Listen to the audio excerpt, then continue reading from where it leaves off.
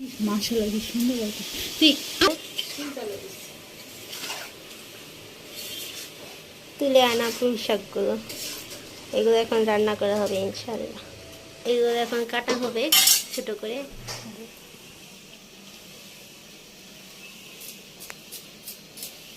বটু দিয়ে একটু আগেই আদা কাটা হয়েছে। তুই কেমন জানলি? বটু আমাকে বললো।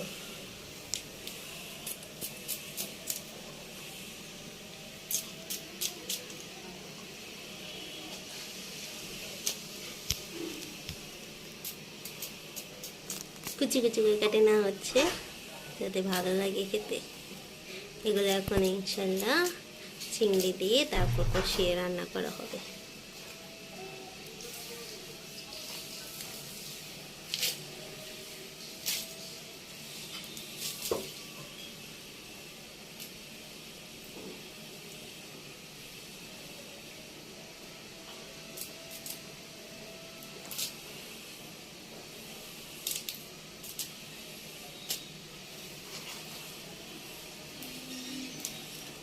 কিনা আনলে এত পুঁই শাকের পাতা পাওয়াই দেবে না, খালি ডাটা আর ডাটা। ডাটা পাওয়া যায়, আর এত কুচি থাকে না তো।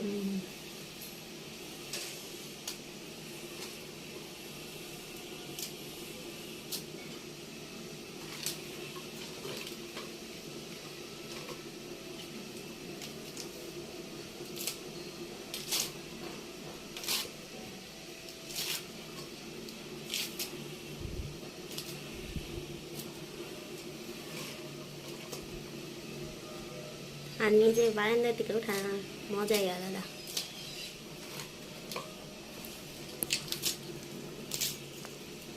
সুন্দর করে এগুলো কেটে নেওয়া হচ্ছে। প্রথমে চুলায় কড়াই বসিয়ে দিলাম, আজকে রান্না করা হবে পুঁই চিংড়ি। এরপর আমরা এতে পেঁয়াজ দিয়ে দিলাম, এরপর তেল দিয়ে দিলাম। পেঁয়াজগুলো হতে হতে আমরা দিয়ে দিব আমাদের নিজস্ব গাছের মরিচ। আসলে এই প্রেশার কুকারটা অনেক বিরক্ত করছে। যাই হোক, নিজেদের গাছের মরিচগুলো একে একে চিড়ে চিড়ে আমরা দিয়ে দিব।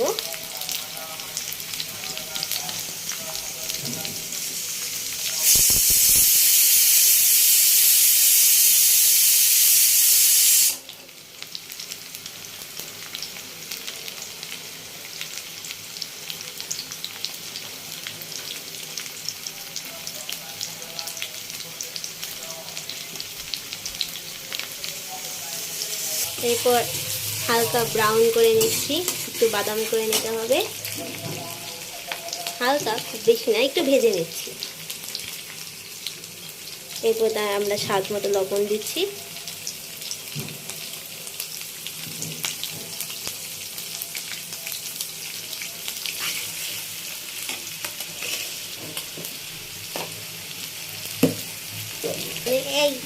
এরপর এখানে দিচ্ছি রসুন বাটা, আদা বাটা,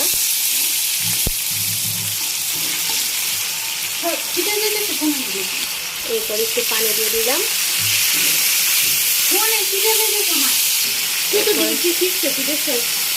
জিরা গুঁড়া, রসুন গুঁড়ো, ঠিক বেড়েছে।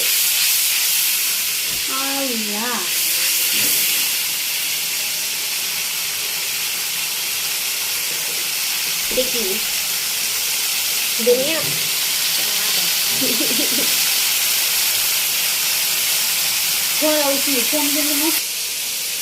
এরপর আমরা চিংড়ি মাছগুলো দিয়ে দিলাম।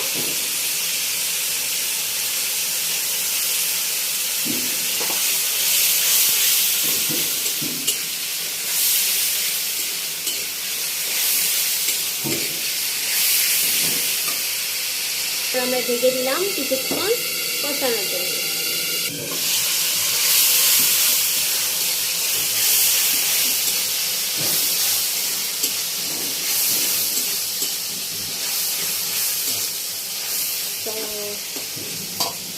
একটু নেড়ে চেড়ে নিলাম। এখন আমরা পুঁই শাক যেগুলো তুলে আনিয়েছিলাম সেগুলো দিয়ে দিলাম। Yam yam.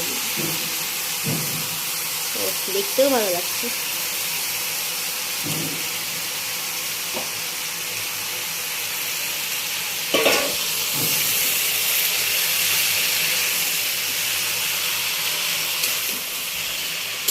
তারপর আবার একটু নেড়ে চেড়ে দিলাম।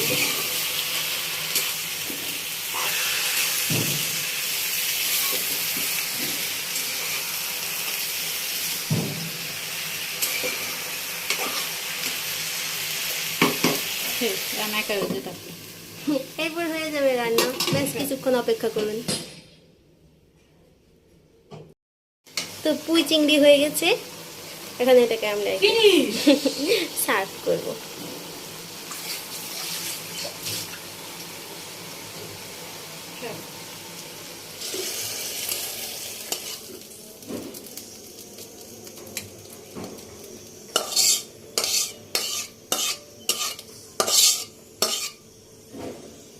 নিয়ে যাও, রুমে নিয়ে যাও।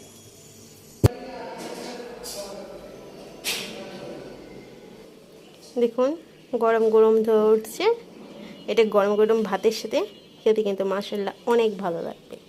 আপনারাও ট্রাই করে দেখুন, আর লাইক